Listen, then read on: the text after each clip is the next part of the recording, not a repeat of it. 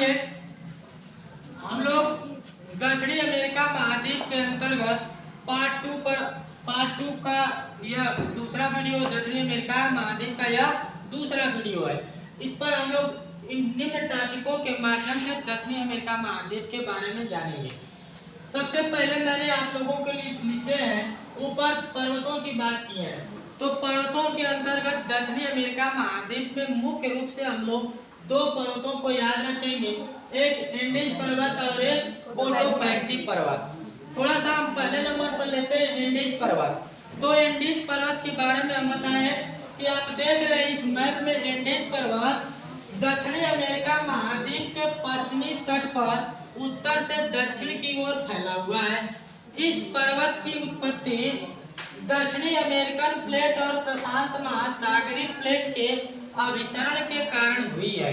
अर्थात जब दोनों प्लेटें एक दूसरे की तरफ अभिसरित हुई तो बीच का मलबा या भूसंगति या बीच की चट्टानें जो थी ऊपर उठ गई और उनमें दाब और ताप के प्रभाव के कारण वह ठोस चट्टानों में परिवर्तित हो गई, जिससे बलित पर्वत या एंडीज पर्वत की क्या होती है, उत्पत्ति होती है। एंडीज पर्वत एक बलित पर्वत का उदाहरण है। एंडीज पर्वत दुनिया की सबसे लंबी बलित पर्वतमाला है। इसकी लंबाई जो है लगभग 7200 किलोमीटर के आसपास है। हमने आप लोगों को बताया था कि दुनिया की सबसे लंबी बलित पर्वतमाला एंडीज, दूसरे नंबर की बलित पर्वतमाला रॉकी जो उत्तरी अमेरिका में है, तीसरी सबसे लंबी बलित पर्वतमाला हिमालय पर्वतमाला और चौथी सबसे लंबी बलित पर्वतमाला ग्रेट डिवाइडिंग रेंज बलित पर्वतमाला है, जो ऑस्ट्रेलिया महाद्वीप के पूर्वी तट पर उत्तर से दक्षिण की ओर क्या है, विस्तृत है। हम लोग देखेंगे इस बलित पर्वतमाला यानी एंडीज पर्वतमाला की सबसे ऊंची चोटी माउंट एकांकागुआ है, जो चिली और अर्जेंटीना के सीमा पर स्थित है। यह दक्षिणी अमेरिका की सर्वोच्च ऊंची चोटी है।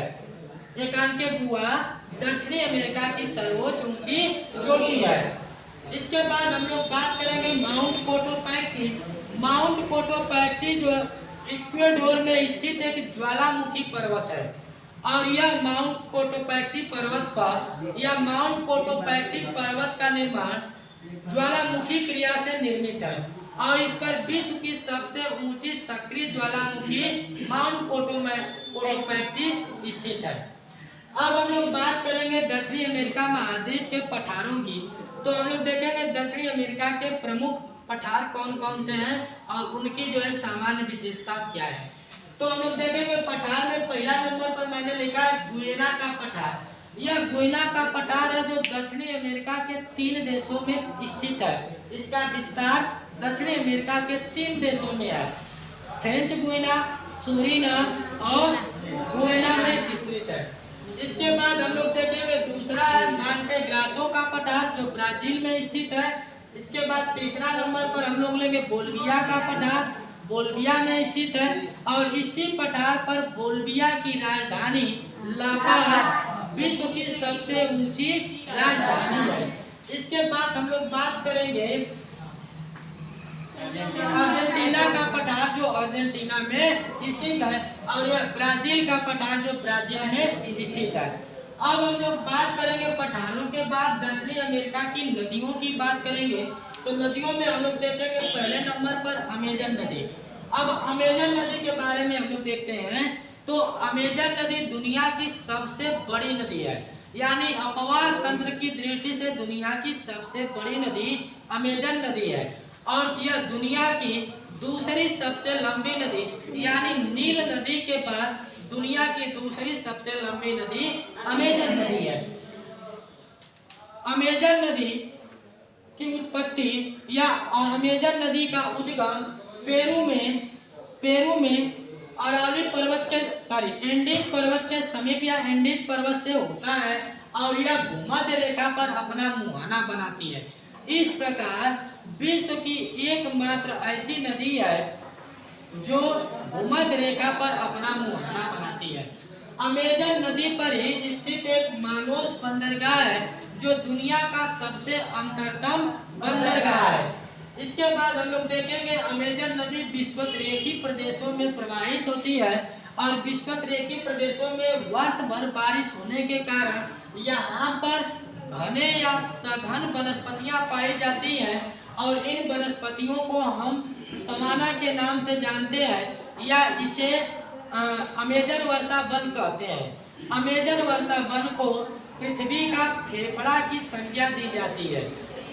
इसके बाद यहीं पर मैंने नोट में आप लोगों को बताया था कि मैंग्रोव वनस्पतियों को पृथ्वी की किडनी या गुर्दा की संज्ञा दी जाती है। इसके बाद हम लोग देखेंगे अमेजन नदी के बाद देखेंगे ओरेनिको नदी।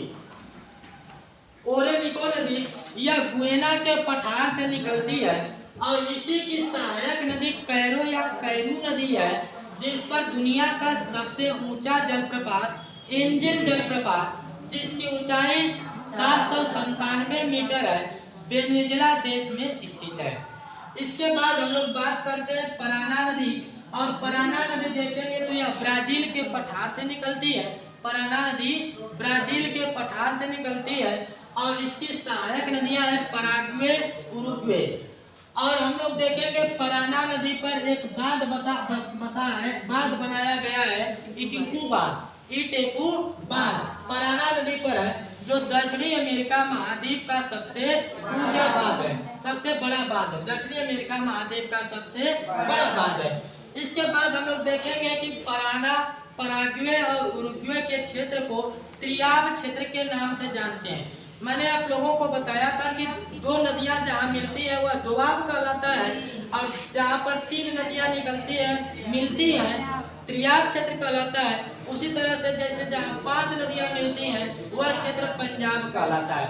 ठीक उसी भांति यह तीनों नदियों के मिलने से त्रियाब क्षेत्र का निर्माण होता है और यह त्रियाब क्षेत्र को या इस त्रियाब मैदान को लाभलाट के मैदान के नाम से जानते हैं, जो यह एक कृषि प्रधान क्षेत्र है, कृषि प्रधान क्षेत्र है। इसके बाद हम लोग देखेंगे दक्षिणी अमेरिका के मरुस्थल। दक्षिणी अमेरिका के मरुस्थल, दक्षिणी अमेरिका के मरुस्थल को देखेंगे। अब हम लोग देखेंगे दक्षिणी अमेरिका के मरुस्थल को।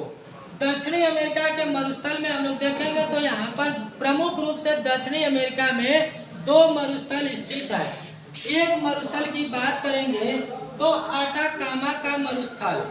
आटाकामा का मरुस्थल हम देखेंगे तो यहाँ पर चिली देश में पाया जाता है, स्थित है आटाकामा का मरुस्थल। चिली में आटाकामा का मरुस्थल स्थित है, जो दुनिया का सबसे शुष्कतम मरुस्थल है। दुनिया का सबसे शुष्कतम मरुस्थल आटाकामा मरुस्थल है और इस मरुस्थल में एक स्थान है अकीरा या इकी, जो विश्व का सबसे शुष्कतम स्थान है। विश्व का सबसे शुष्कतम स्थान है। भाई शांत रहेंगे नहीं तो इसमें सही वीडियो नहीं बनेगा। दुनिया का सबसे शुष्कतम स्थान अकीरा या इकिक है। इसके बाद दूसरा मरुस्थल है पेंटागोनिया का मरुस्थल। तो इसके बारे में यह केवल जानना है कि पेंटागोनिया का मरुस्थल का विस्तार कहाँ पर है? अर्जेंटीना में है। कहाँ पर है? अर्जेंटीना पर। इसके बाद हम लोग बात करते हैं दक्षिणी अमेरिका की प्रमुख झील। तो दक्षिणी अमेरिका की प्रमुख झीलों में हम लोग 2 झीलों को याद रखेंगे। एक झील है टिटिकाका झील और एक है मर्केम्बो झील। हम लोग देखेंगे टिटिकाका झील जो है, टिटिकाका झील पेरू और बोलिविया के सीमा पर स्थित है। टिटिकाका झील पेरू और बोलिविया के सीमा पर स्थित झील है और टिटिकाका झील टिटिकाका झील जो है वह दुनिया की सबसे ऊंची नौकागम्य झील है। इसके बाद एक झील यहाँ पर स्थित है, वेनेजुएला प्रांत में स्थित झील है, जिसे मर्केम्बो की झील की संज्ञा दी जाती है, जो पेट्रोलियम उत्पादक झील के लिए प्रसिद्ध है। अब इसके बाद एक लास्ट पॉइंट हम लोग देखेंगे दक्षिणी अमेरिका में घास के मैदान। तो विश्व अमेजन वर्षा वन में पाए जाने वाले घास को हम कंपास के नाम से जानते हैं, और यह उष्णकटिबंधीय घास का मैदान है। ठीक उसी प्रकार से अर्जेंटीना में शीतोष्ण कटिबंधीय घास के मैदान को पंपास के नाम से जाना जाता है। धन्यवाद। अगली पार्ट 3 में हम लोग दक्षिण अमेरिका महाद्वीप को कंप्लीट करेंगे। यदि यह वीडियो आपको अच्छा लगेगा तो लाइक और चैनल को सब्सक्राइब तथा अपने दोस्तों को शेयर करिएगा।